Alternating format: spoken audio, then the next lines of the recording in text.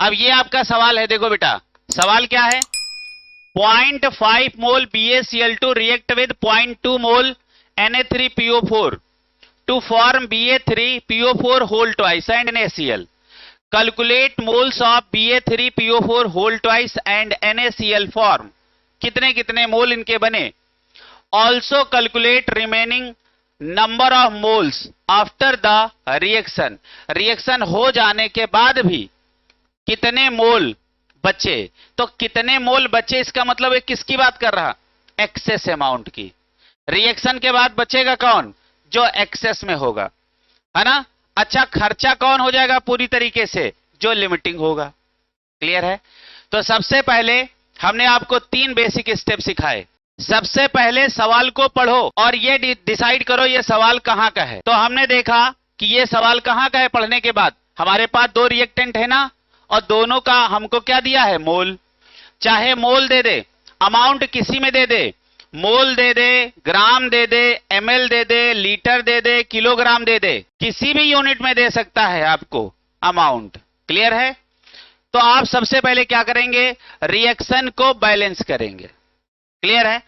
अब चलो लिखो, ये रिएक्शन है BaCl2 और प्लस क्या है Na3PO4, बन क्या रहा है Ba3PO4 whole twice plus NaCl. Reaction को बैलेंस करो. अच्छा, यहां Ba कितने हैं, यहां Ba कितने हैं, तो हम क्यों ना इसको 3 से मल्टीप्लाई कर दें, है ना. तो यहां भी Ba 3, यहां भी Ba 3. अब यहां Cl कितना हो गया, 6. अच्छा, यहां Cl कितना है, 1 और कहीं नहीं. अच्छा, यहां सोडियम कितना है, अच्छा अब यहां सोडियम 3 है ना, और यहां सोडियम 1 है. पक्का. अच्छा, हम क्या ऐसा करें, अच्छा देखो ऐसा किया और ऐसा किया तो कैसा लगा. अब कैसे, देखो सोडियम कितना हो गया, 6. पक्का. सोडियम कितना हो गया, अरे 6. देखो 3 को 2 से मल्टीप्लाई करो, 6. यहां सोडियम कितना है, Cl कितना है, यहां Cl कितना है, पक्का. अच्छा, PO4 कितना है, PO4 कितना है, बैलेंस. बहुत लोग तो ये इसी से नहीं मुक्ति पाए होंगे, है ना. चलो गोला लगा देते हैं. चलो एक बार सारे बच्चे इसी को लिख के बैलेंस करें. अब पहले स्टेप में फंस जाओगे तो सारे कैलकुलेशन बेकार. अब यहां किसी विधि का इस्तेमाल नहीं करना है कि ऑक्सीडेशन का चेंज किया, क्रॉस मल्टीप्लाई किया, ये कुछ नहीं. सीधे एटम को बैलेंस करना होता है मल्टीप्लाई करने से. क्लियर है. यहां किसी मेथड का इस्तेमाल नहीं करना. चलो अच्छा, एक बार इसी क्वेश्चन को लिखो, इसको लिखो, ये हटाओ और अपने मन से थोड़ा सा करने का कोशिश करो, प्रयास करो. 2 बार कर लिए, यही सेम आया. अच्छा, अब देखो हमने क्या किया. अच्छा, एक बात बताओ, अब हमने स्टोसियोमेट्रिक कोफिशिएंट को डायरेक्ट किस में बदल दिया, मोल में. पक्का यही तो करते हैं. अच्छा, इसका मतलब क्या है, हमने 3 मोल BaCl2 के लिए होंगे, 2 मोल किसका लिया है हमने, किसका लिया, Na3PO4. तो क्या हुआ, 1 मोल इसका बना और 6 मोल इसके बने. बताओ यहां तक पहुंच गया कि नहीं. अब दूसरा स्टेप क्या है, अब जरा ध्यान से देखो, हमने इनिशियल कितना लिया था, इनिशियल अमाउंट. अब हमको अमाउंट किस में दिया है गया, मोल के भाषा में. तो बताओ इसके कितने मोल लिए थे, 0.5 मोल, और इसके कितने लिए थे, 0.2 मोल. इसको देखो सारा सवाल इसी के इशारे पे लगता है बेटा. क्लियर है. अब हम इन मोलों को उनकी भाषा में कन्वर्ट करते हैं जिसमें क्वेश्चन में दिया होता है. अब क्वेश्चन में दिया क्या है, मोल, और हम कहां तक आ गए, मोल. मतलब अब इसको कन्वर्ट करने की आवश्यकता नहीं है. क्लियर है. अब लड़ाई कराओ तो लिमिटिंग जानोगे. दूसरा स्टेप क्या है, लिमिटिंग रिएजेंट, है ना. तो यहां पे हम क्या करने जा रहे हैं, कैलकुलेशन ऑफ लिमिटिंग रिएजेंट. कभी कभी हम कैलकुलेशन लिमिटिंग रिएजेंट का करने जाते हैं, आ जाता एक्सेस. तो घबराना नहीं, यदि एक्सेस आ गया तो दूसरा लिमिटिंग, और लिमिटिंग आ गया तो दूसरा एक्सेस. जैसे हमने यहां हेडिंग लिखवाई, कैलकुलेशन ऑफ लिमिटिंग रिएजेंट, और मान लो आंसर आ गया आपका एक्सेस वाला, तो उससे घबराना नहीं। चलो लड़ाई कराओ। अच्छा बताओ, 3 मोल BaCl2 के लिए 2 मोल Na3PO4 क्या हमने बोला था?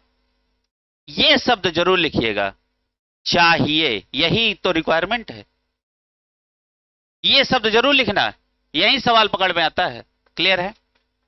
3 मोल BaCl2 के लिए 2 मोल Na3P, अरे इन्हीं को आपस में लड़ाई कराओ। तो बताओ 1 मोल BaCl2 के लिए क्या चाहिए? अच्छा बताओ, 3 से 1 छोटा है कि बड़ा?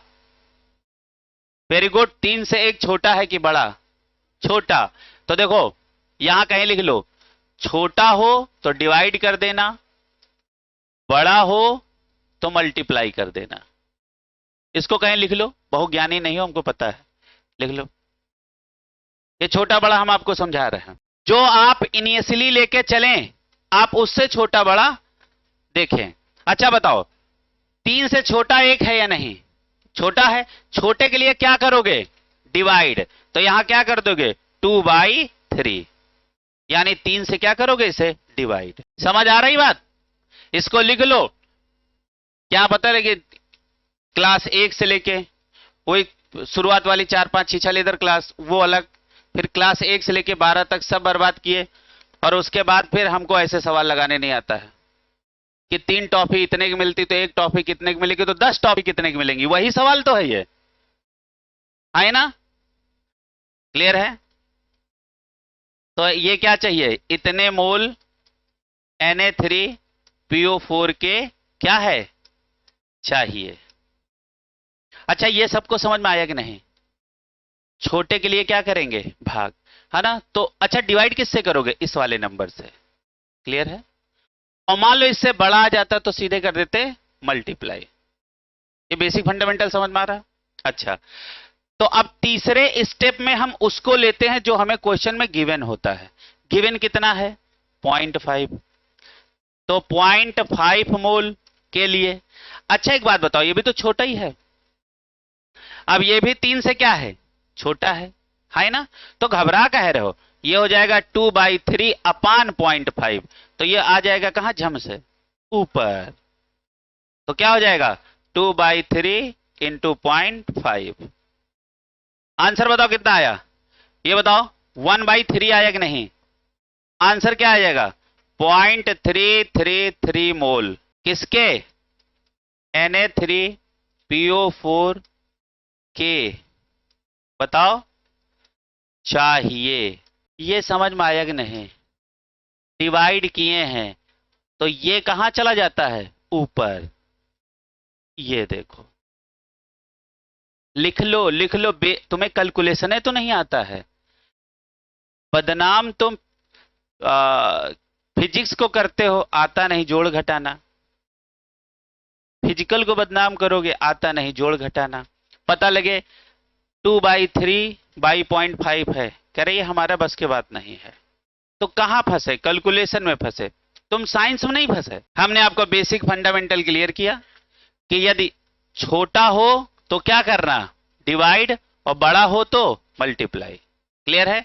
अब 3 से छोटा 1 भी है, 3 से छोटा 0.5 भी, तो दोनों ही केस में यहां डिवाइड हुआ ना? अब वो अलग बात है कि ये 0.5 आ गया ऊपर, तो ये ना समझना कि मल्टीप्लाई हुआ। समझ में आ रहा? वो है डिवाइड ही, वो आ गया ऊपर। ठीक है? अच्छा एक बात बताओ, 0.33 मोल Na3PO4 के चाहिए, और हमारे पास हैं कितने? 0.2। चाहिए ज्यादा हैं कम, तो यही हो गया लिमिटिंग रिएजेंट।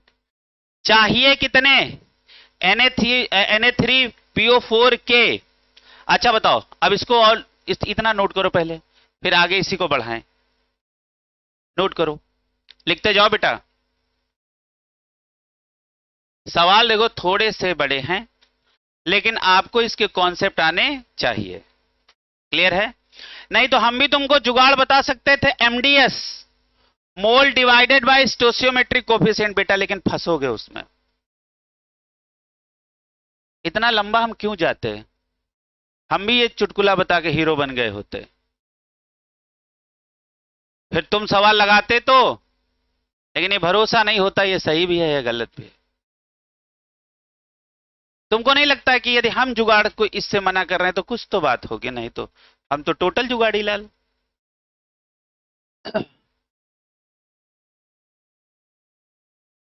क्लियर है? नहीं तो हम तुमको जुगाड़ एमडीएस बता दिए होते। एमडीएस का मतलब क्या होता है? Mole divided by stoichiometric coefficient. समझ में आ रहा है? लगता है, बहुत जगह लगता है, लेकिन सब जगह बात नहीं लगती है। एक एक नंबर का झगड़ा है तुम्हारे सिलेक्शन में। हम बताओ इसको बता के निकल गए होते, तुम भी खुश होते, वाह क्या जुगाड़ है। लेकिन यही वाह कब आह में कन्वर्ट हो जाता है तुम समझ ना पाते। क्लियर है? तो ये कहानी सब समझ में आ गई बेटा? आगे देखो, आगे बढ़ते हम लोग। अब सुनिएगा, सवाल को आगे बढ़ा रहे हैं। अब देखो बेटा,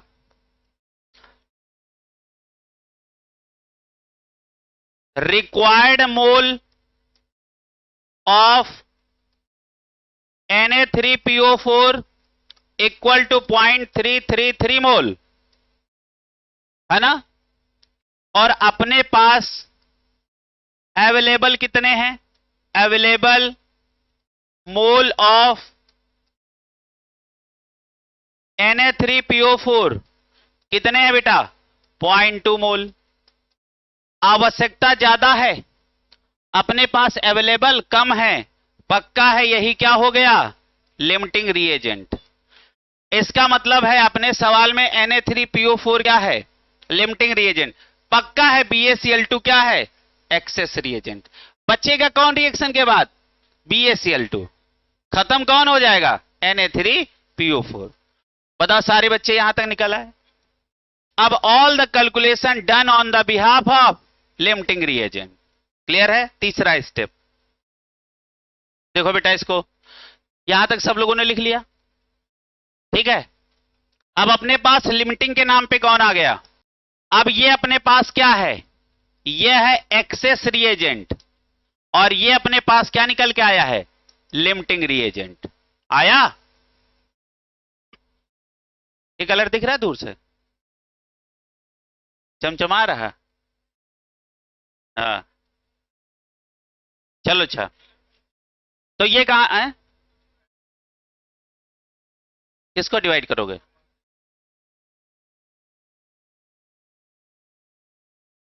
कहां पे? हाँ हाँ,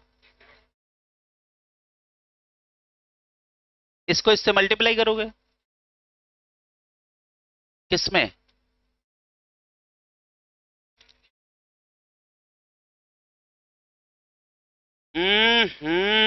ये गड़बड़ाए हो। हाँ, अरे ये यहां आएगा। अरे नहीं, तुम काहे चक्कर में पड़े हो? मतलब इसको इसको क्या करना है? ये ऊपर आएगा। समझ में आ रहा? हाँ क्लियर है। अच्छा, और दूसरी एक और मैं बात बताऊं, होता क्या है कि जैसे, चलो अच्छा तुमको शाम वाली क्लास में बताएंगे। क्लियर है? या तुम एक और दिमाग में बात बना लो कि यहां जो दूसरा स्टेप आया इसको मल्टीप्लाई करना है, बात खत्म। जो लास्ट स्टेप आए उसको डायरेक्ट मल्टीप्लाई करना है, बात खत्म। हमेशा मल्टीप्लाई ही होगा, कभी डिवाइड नहीं होगा। डिवाइड भी होगा तो वो मल्टीप्लाई में जाएगा, डिवाइड भी होगा तो वो मल्टीप्लाई में जाएगा। बेटा क्या कह रहे हो? हम समझ नहीं पा रहे हैं, तुम बताओ क्या कह रहे हो बेटा?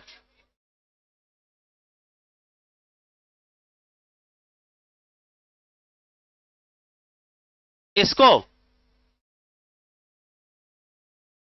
काहे को हम करें? ये वाला ना बेटा ना, तुम्हारे सबके जानकारी के लिए तीसरा स्टेप जो है डायरेक्ट मल्टीप्लाई करो, है ना, क्योंकि क्या होता है बड़ा डिस्टर्ब होता है पहले से मैथमेटिक्स, है ना। ये कहानी सबको समझ में आ गई? हाँ यही बात सबसे सही है।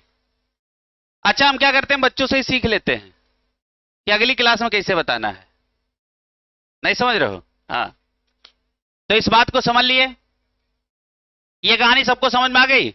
अब आगे बढ़ो, अब लिखो सवाल, लिखो आगे, लिखो लिखो लिखो। अब हमको किसके किसके कैलकुलेशन देने हैं, एक तो Ba3PO4 होल ट्वाइस का कैलकुलेशन देना है और दूसरा NaCl। अब लिखो कैलकुलेशन ऑफ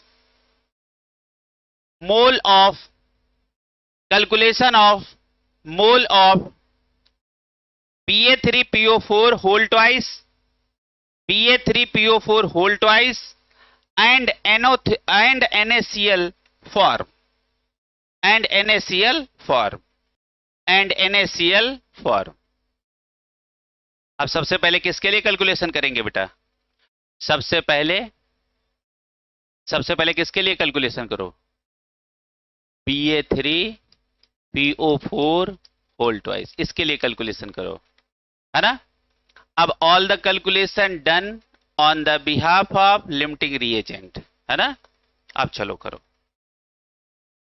सबसे पहले आप रिएक्शन जरूर देख लेना, रिएक्शन अपने पास कौन सी है, 3PaCl2 plus 2Na3PO4 equal to, ये क्या बन जाएगा, Ba3PO4 whole twice plus 6NaCl है। बताओ, आप देखो ये अपने पास लिमिटिंग रिएजेंट है, ये एक्सेस रिएजेंट है ना। अच्छा एक बात बताओ, यहां से आपने क्या देखा, लिमिटिंग रिएजेंट ये है, इतने को आप गोले में बंद करें, एक्सेस वाले को ऐसा इग्नोर मारो जैसे है ये नहीं, क्योंकि all the calculation done on the behalf of limiting reagent.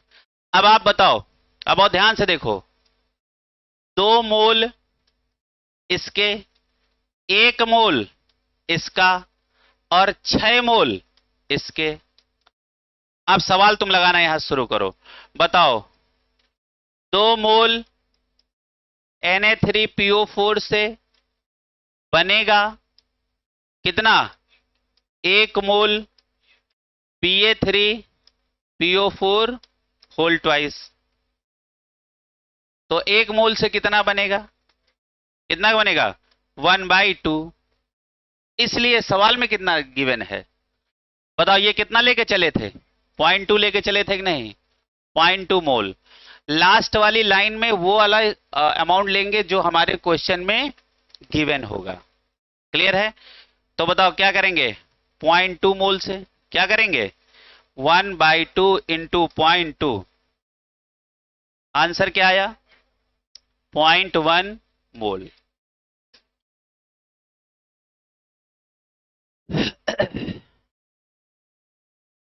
लिखो, अब NaCl का कैलकुलेशन खुद से करो।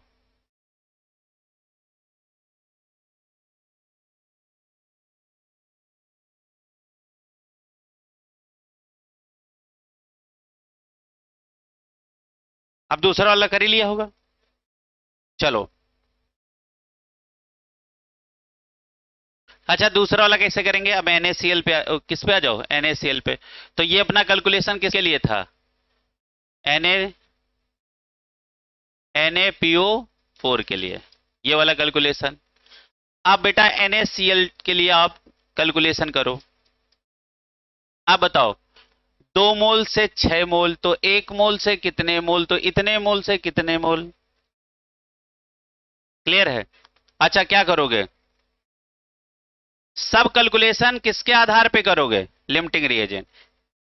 2 मोल Na3PO4 से बनेंगे कितने, 6 मोल NaCl। तो 1 मोल से कितना बनेगा, बताओ 6/2। तो कितना आंसर दिया है, 0.2 मोल से कितना बनेगा, 6/2 इंटू 0.2 कितना बना?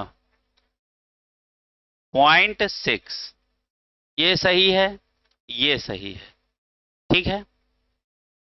अब रिमेनिंग निकाल दो। रिमेनिंग के लिए लिखो, नीचे लिखो calculation of remaining amount, calculation of remaining amount, calculation of remaining amount. अच्छा, एक और बात समझ लेना, जिसका कैलकुलेशन आपको करना हो हमेशा उसको राइट साइड लिखना। जिसका आपको कैलकुलेशन करना हो उसको कहां लिखना? Right side. ये साथ देखो, जिसके जिसके हमको कैलकुलेशन चाहिए होगा वो हम कहां लिख रहे हैं? Right side. थोड़ा सा ये भी मैथमेटिक्स समझेंगे। अब हमको किसका कैलकुलेशन चाहिए?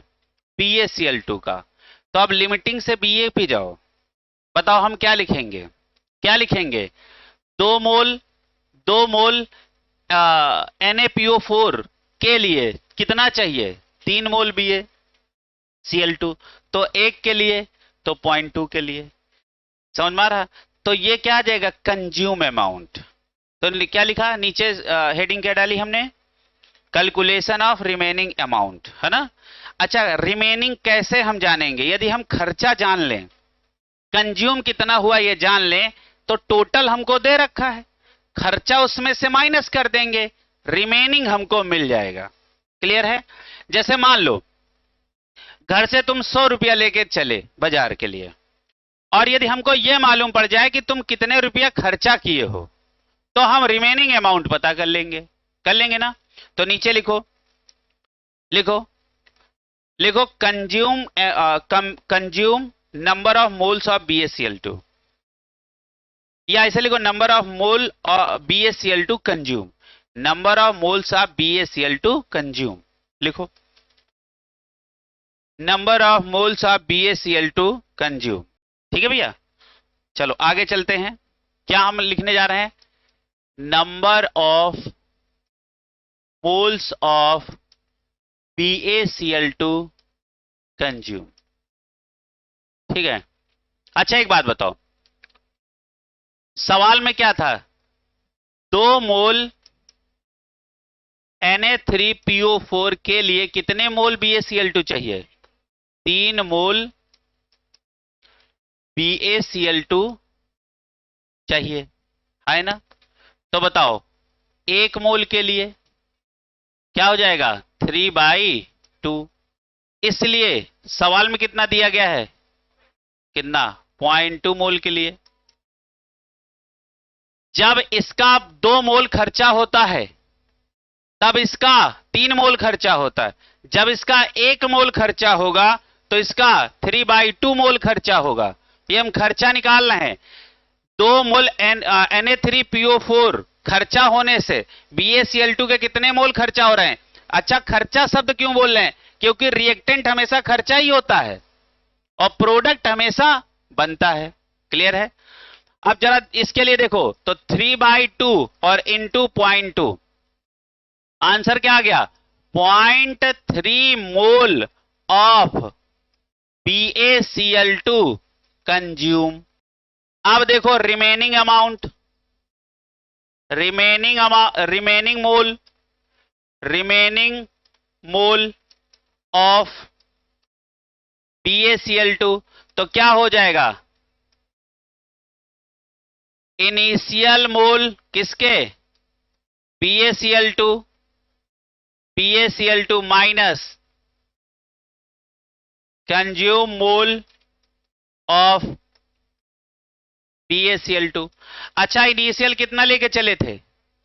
0.5 माइनस खर्चा कितना हुआ? आंसर कितना आया? 0.2 मोल। क्लियर है? अब हम चाहेंगे पूरे सवाल को एक बार और देखें।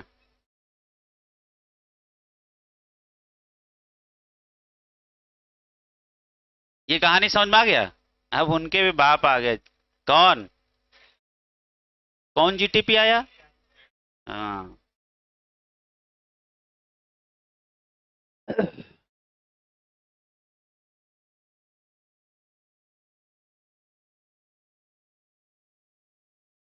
समझ में आ रहा है? कभी कोई ऐसा होता है चलो आगे चलते हैं।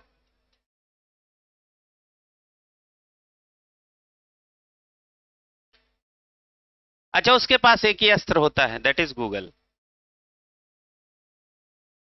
अभी जब हम गांव गए थे तो उस समय, मतलब आज के पहले की बात है, तो गांव में कोई टीईटी का पेपर दे के आया था और उसने गूगल से आंसर मैच किए। भाई साहब वो टॉप कर गया, टॉप कर गया। जब रिजल्ट आया तो खीसें निकल आई, मतलब पास ही नहीं हुआ। कहां से आंसर मैच किया था? गूगल से। कहां से? आ, समझ में आ रहा है? तो चलो आगे चलो, इस सवाल को पूरी तरीके से देख लो, आगे बढ़ो। अगला सवाल लिखते हैं बेटा, अगला एक सवाल लिख लो। अच्छा आप देखो, चार टाइप का सवाल हो गया आपके पास। चारों सवालों को एक बार आप देखो, फिर हम आगे बढ़ें। चार टाइप के आपके पास सवाल हो गए, देख लो बेटा, एक बार देख लो। जैसे हमने कहा देख लो, तो वो देखते ही नहीं है। क्या है? वो तो अपने पास लिख गया है। क्या है? जो अपने पास लिख गया है वो तो अपना है है। चलो अगला सवाल लिखो, या अगली हेडिंग एक डालो। अच्छा, एक्सेस और लिमिटिंग वाली अब कहानी समझ जाया करोगे। कुछ नहीं करना है, रिएक्शन को सबसे पहले बैलेंस कर लो, और बैलेंस करने के बाद स्टोसियोमेट्रिक कोफिशिएंट को कन्वर्ट कर दो किसमें? मोल में। अब मोल पे आके रुको। अब वहां से ये देखो कि इनिशियल अमाउंट हमको किसमें दिया गया है? सवाल में। मोल को उसमें बदल दो, और मान लो मोल ही दिया गया है तो उसी से आप तुलना कर लो। क्या करोगे? कुछ ना करो, दोनों रिएक्टेंटों के आपस में लड़ाई करा दो कि यदि हमारा इतना खर्चा होगा तो तुम्हारा इतना चाहिए। नहीं समझ रहे हो? बस ऐसे लड़ाई करा दो, चलेगा। एक और दूसरी तरफ चलते हैं। अगला एक सवाल लिखो, सवाल ना लिखो, अब सीधे क्या लिखना है? हाँ, एक हेडिंग डालो। अच्छा एक बात बताओ, हमने आपको अभी परसेंट एटॉमिक मास वाले सवाल नहीं करवाए, तो चलो एटॉमिक मास वाले कुछ सवाल करते हैं। एक ये भी सवाल है, लेकिन इसको तुम कर लोगे, ये कोई बहुत वैसा सवाल नहीं है। करोगे? अच्छा सवाल लिखो, ये तो कर ही लोगे। जब इससे भारी भारी सवाल तुमने कर लिए हैं, तो अब ये सवाल की क्या औकात है कि नहीं? हाँ।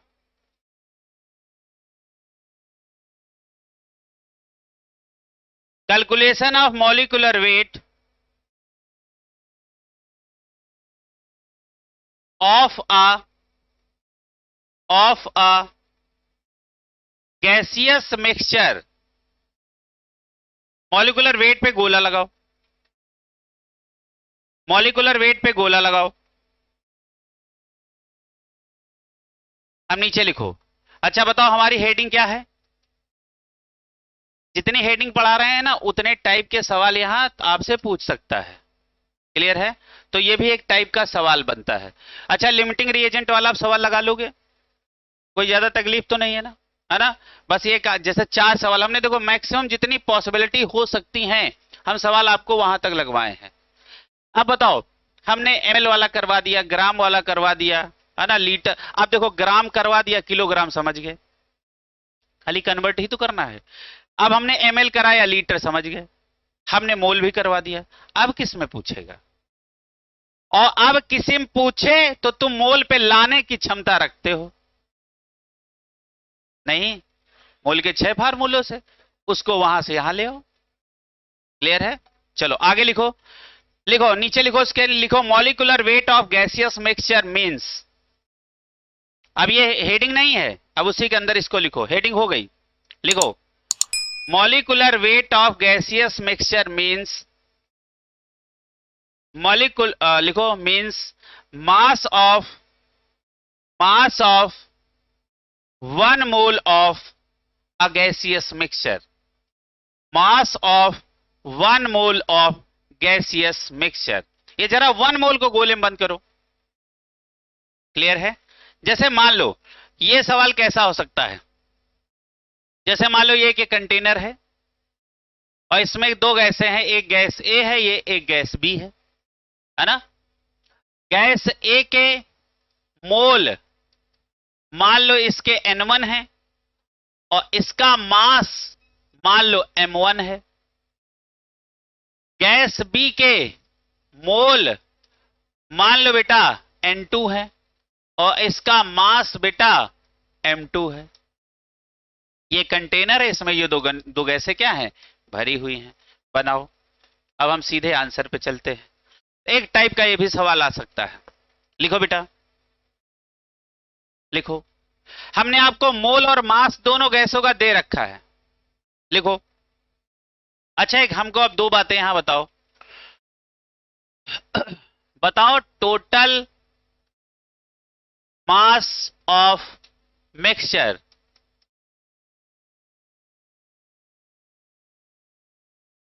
क्या हो जाएगा? N1 M1 plus N2 M2। Total mass होगा या नहीं? क्लियर है? अच्छा, ये N1 क्यों लिया? क्योंकि देखो कितने मोल का मास है, समझ में आ रहा? तो जैसे मान लीजिए 1 मोल का मास कुछ है तो 2 का कुछ होगा, 10 का कुछ होगा, होगा ना? तो संख्या तो आप उससे मल्टीप्लाई करोगे ही। अच्छा, एक बात बताओ, दूसरा बात बताओ, टोटल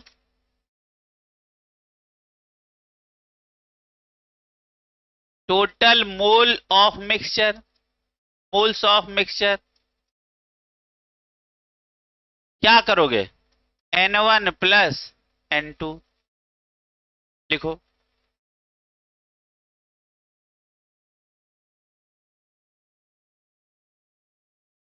ठीक है, तो लिखो। यहां पे क्या लिखेंगे? मॉलिक्यूलर वेट ये किसका है? ऐसे लिखना, कैपिटल M, है ना? ये किसका है? मिक्सचर का। क्या लिखोगे? Total mass of mixture upon total mole of mixture. तो क्या लिखोगे? N1 M1 plus N2 M2 upon N1 plus N2।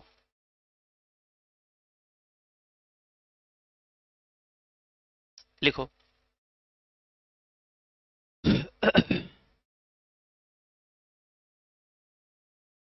अब एक इसी पे सवाल हो जाए।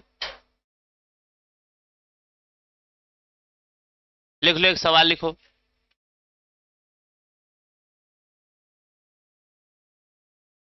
लिखो।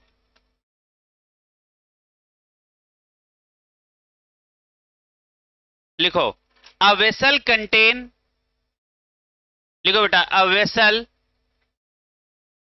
वेसल कंटेन, ये लिख पा रहे हो ना पूरा? हाँ, लिखो। अब इसी का एक सवाल लिखाने जा रहे हैं। लिखो, इसी पे क्वेश्चन लिखो। लिखो, a vessel contain 4 mole of O2, 4 mole of O2 and 6 mole of H2. Calculate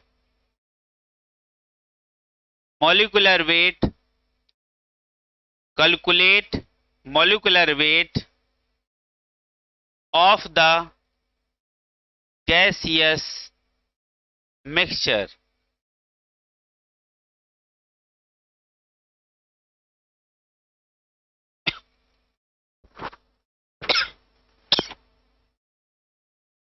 चलो, हो गया भैया सवाल। 25 क्या?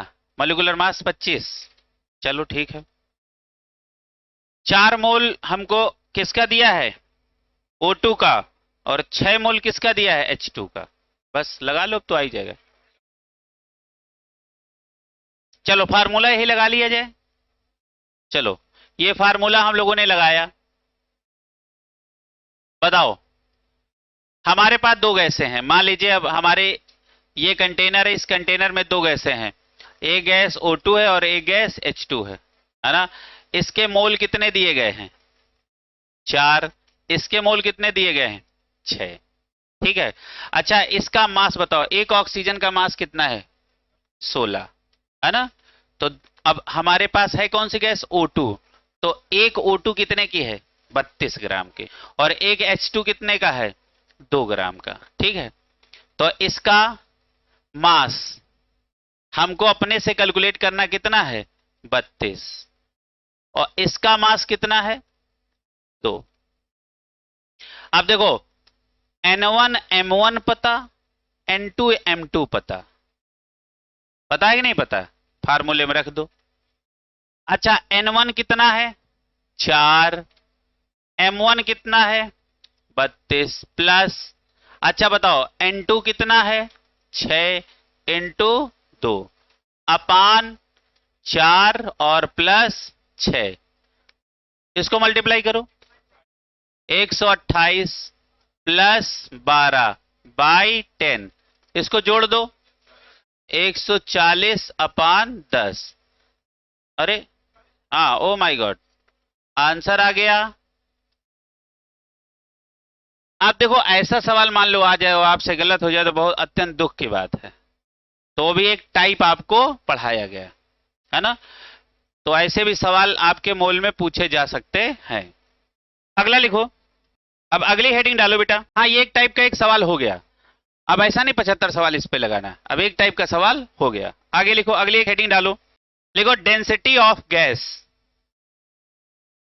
लिखो डेंसिटी ऑफ गैस, लिखो बेटा डेंसिटी ऑफ गैस। ये जितने टाइप की हेडिंगें बन सकती है ना, हम एक एक हेडिंग को कवर कर रहे हैं। डेंसिटी ऑफ गैस, लिखो बेटा डेंसिटी ऑफ गैस में। अच्छा डेंसिटी का एक तो फार्मूला आपको आता ही है, कौन सा? मास इक्वल टू क्या होता है? Volume into density. तो लिखो पहला पॉइंट लिखो, या पहला पॉइंट नहीं, इसी के अंदर पहली हेडिंग डालो, या इसी को क्वेश्चन बना दो, हेडिंग भी हो गया क्वेश्चन भी हो गया। लिखो find the density of H2, find the density of H2 at STP। अच्छा STP का मतलब है हमने आपको टेम्परेचर और प्रेशर यूं ही दे दिया, समझ में आ रहा? और बाकी अब आप लगाओ।